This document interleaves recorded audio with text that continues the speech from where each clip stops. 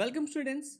TS EAP CET 2024 Telangana EAMCET 2024 exam రాయాలనుకున్న students అందరూ online application submit చేయడానికి కావాల్సిన డాక్యుమెంట్ లిస్ట్, మీరు రెడీ చేసుకోవాల్సిన సర్టిఫికెట్స్ వన్ బై వన్ చెప్తాను. ప్రతి ఒక్కటి నోట్ చేసి రెడీ చేసుకొని పెట్టుకోండి. అప్పుడే ఎటువంటి మిస్టేక్స్ లేకుండా మీరు ఆన్లైన్ అప్లికేషన్ సబ్మిట్ చేయొచ్చు. మనకు ఆల్రెడీ న్యూ వెబ్సైట్ కూడా రెడీ చేయడం జరిగింది.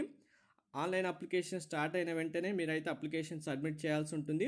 ఇందులో mandatory documents, non mandatory documents కూడా ఉన్నాయి. అవి ఏంటి అనేది లిస్ట్ వన్ బై వన్ క్లారిటీగా చెప్తాను. అంతకంటే ముందు వీడియో లైక్ చేసి తప్పకుండా షేర్ చేయండి. ఎంసెట్ ప్రిపరేషన్ సంబంధించి కంప్లీట్ గైడెన్స్ కోసం ఛానల్ సబ్స్క్రైబ్ చేసుకొని బెల్ బటన్ అయితే ప్రెస్ చేయండి.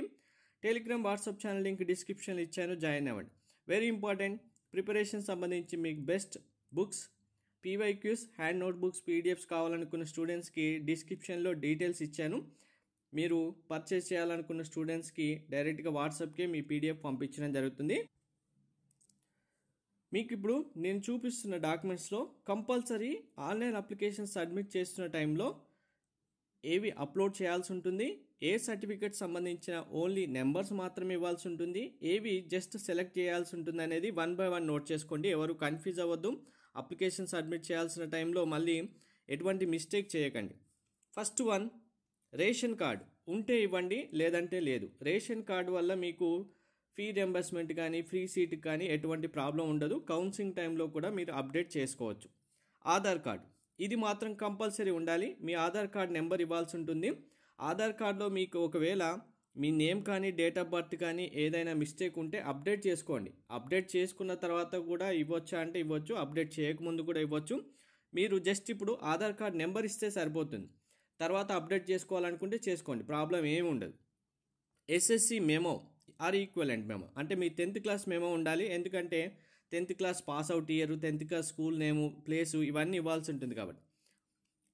Inter second year or it equivalent hall ticket number. మీరు ఇంటర్మీడియట్ సెకండ్ ఇయర్ ఇప్పుడు ప్రాక్టికల్ హాల్ టికెట్ నెంబర్ వస్తుంది కదా, ఇదే మీ public examination hall ticket number. ఇదే హాల్ టికెట్ నెంబర్తో మీరు అప్లై చేయాల్సి ఉంటుంది. చాలామంది స్టూడెంట్స్ ఇక్కడే మిస్టేక్ చేస్తారు. Intermediate first year hall ticket కూడా ఇచ్చేస్తారు. ఫస్ట్ ఇయర్ హాల్ టికెట్ ఇచ్చేస్తే మీకు ప్రాబ్లం అవుతుంది. Only second year hall ticket number మాత్రమే ఇవ్వాలి. ప్రీవియస్ ఇయర్స్లో మీరు డ్రాపర్స్ అయినా లేదు లాంగ్ టర్మ్ తీసుకున్న స్టూడెంట్స్ మీకు already intermediate hall ticket second year number ఉంటే ఆ నెంబర్తో ఇస్తే సరిపోతుంది. డిప్లొమా నెంబర్స్ అయితే, డిప్లొమా స్టూడెంట్స్ అయితే మీరు పిన్ నెంబర్ ఉంటుంది కదా, పిన్ నెంబర్తో అప్లై చేస్తే సరిపోతుంది. 6th క్లాస్ నుంచి ఇంటర్ సెకండ్ ఇయర్ వరకు స్టడీ ప్లేసెస్ కంపల్సరీగా మెన్షన్ చేయాల్సి ఉంటుంది.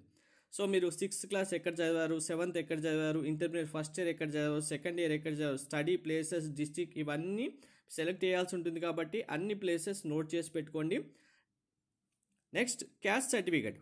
మీకు ఆల్రెడీ ఇప్పుడు క్యాస్ట్ సర్టిఫికేట్ ఏదైతే ఉంటుందో జస్ట్ మీ క్యాస్ట్ సెలెక్ట్ చేయాల్సి ఉంటుంది. క్యాస్ట్ సర్టిఫికేట్ నెంబర్ ఇప్పుడు ఉంటేనేమో ఇవ్వండి, లేదు అంటే ఎగ్జామ్ అయిపోయిన తర్వాత కౌన్సిలింగ్ టైంలో కూడా మీ క్యాస్ట్ సర్టిఫికేట్ అప్లోడ్ చేయొచ్చు, ప్రాబ్లం అయితే ఉండదు. వెరీ ఇంపార్టెంట్, మ్యాండేటరీ లిస్ట్లో ఇక్కడ ఇన్కమ్ సర్టిఫికేట్ ఉంది కదా, ఇన్కమ్ సర్టిఫికేట్ అనేది మీకు కౌన్సిలింగ్ టైంలో కంపల్సరీగా ఏం అడుగుతారంటే 1/1/2024 తర్వాత తీసిన ఇన్కమ్ సర్టిఫికేటే కావాలని చెప్తారు. అంటే మీకు ఓల్డ్ సర్టిఫికేట్ ఉంటే దాన్ని అప్లోడ్ చేయాల్సిన అవసరం లేదు. ఇప్పుడు జస్ట్ ఏంటంటే మీరు ఇన్కమ్ అనేది రేంజ్ సెలెక్ట్ చేయాల్సి ఉంటుంది. రేంజ్ అంటే మీకు బిలో 1 lakh ఉందా ఇన్కమ్, లేదు బిలో 2 lakhs ఉందా, 2 lakhs to 5 lakhs ఉందా, ఇలా ఇన్కమ్ రేంజ్ అనేది మెన్షన్ చేస్తారు అప్లికేషన్లో.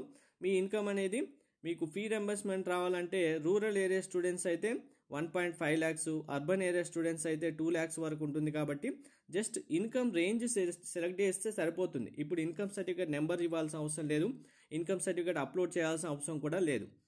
ఈడబ్ల్యూఎస్ సర్టిఫికేట్ ఇది ఓన్లీ ఓసీ స్టూడెంట్స్ ఎవరైతే ఉంటారో వాళ్ళకి మాత్రమే ఈడబ్ల్యూఎస్ సర్టిఫికేట్ ఉంటుంది. అది కూడా మీరు జస్ట్ ఈడబ్ల్యూఎస్ ఉందా లేదా ఎస్ ఆర్ నో సెలెక్ట్ చేస్తే సరిపోతుంది. ఇప్పుడు ఈడబ్ల్యూఎస్ సర్టిఫికేట్ అప్లోడ్ చేయాల్సిన అవసరం లేదు.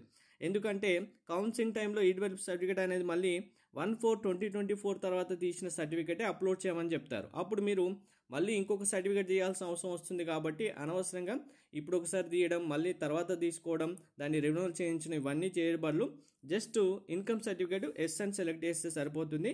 నెంబర్స్ ఇచ్చినా ఇవ్వకపోయినా ఏ ప్రాబ్లం ఉండదు.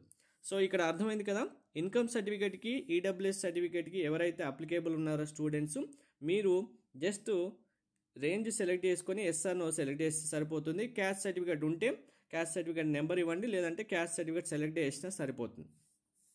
స్పెషల్ కేటగిరీ అంటే మీరు ఎన్సీసీ కానీ స్పోర్ట్స్ కానీ క్యాప్ పిహెచ్ ఏవైనా స్పెషల్ కేటగిరీస్ ఉంటే మీరు ఆ స్పెషల్ కేటగిరీస్ సెలెక్ట్ చేసుకోవాలి. నెక్స్ట్ మీరు మైనార్టీ స్టూడెంట్స్ అయితే ముస్లిం లేదా క్రిస్టియన్ మైనార్టీ సెలెక్ట్ చేసుకోవాల్సి ఉంటుంది. అందులో మీకు Muslim minority quota Christian minority quota సంబంధించి రావాలి అంటే మీ 10th క్లాస్ టీసీలో Muslim minority Christian minority mention చేసి ఉండాలి. 10th క్లాస్లో టీసీలో మెన్షన్ చేసి లేదు అంటే ప్రిన్సిపల్ మీకు సర్టిఫికేట్ ఇస్తారు మైనార్టీ స్టూడెంట్ అనేది, అదైనా తీసుకుంటే సరిపోతుంది. ఇప్పుడు కూడా జస్ట్ మీరు సెలెక్ట్ చేసుకుంటే సరిపోతుంది, దీన్ని ఇప్పుడు అప్లోడ్ చేయాల్సిన అవసరం ఉండదు.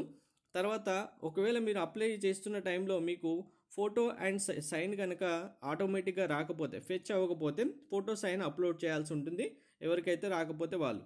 ఇవి ఇప్పుడు నేను చెప్తున్న డాక్యుమెంట్స్ కంపల్సరీగా అన్నీ రెడీ చేసి పెట్టుకోండి. ఆన్లైన్ అప్లికేషన్ స్టార్ట్ అయిన వెంటనే ఎలా అప్లై చేయాలనేది వీడియో చేస్తాను, అప్పుడు అందరూ మీరు అప్లై చేసుకోవచ్చు ఎటువంటి మిస్టేక్ లేకుండా. ఏమైనా డౌట్స్ ఉంటే కామెంట్ చేయండి. ప్రిపరేషన్ సంబంధించి బెస్ట్ మెటీరియల్ కోసం డిస్క్రిప్షన్లో డీటెయిల్స్ ఇచ్చాను, చూడండి. Thank you.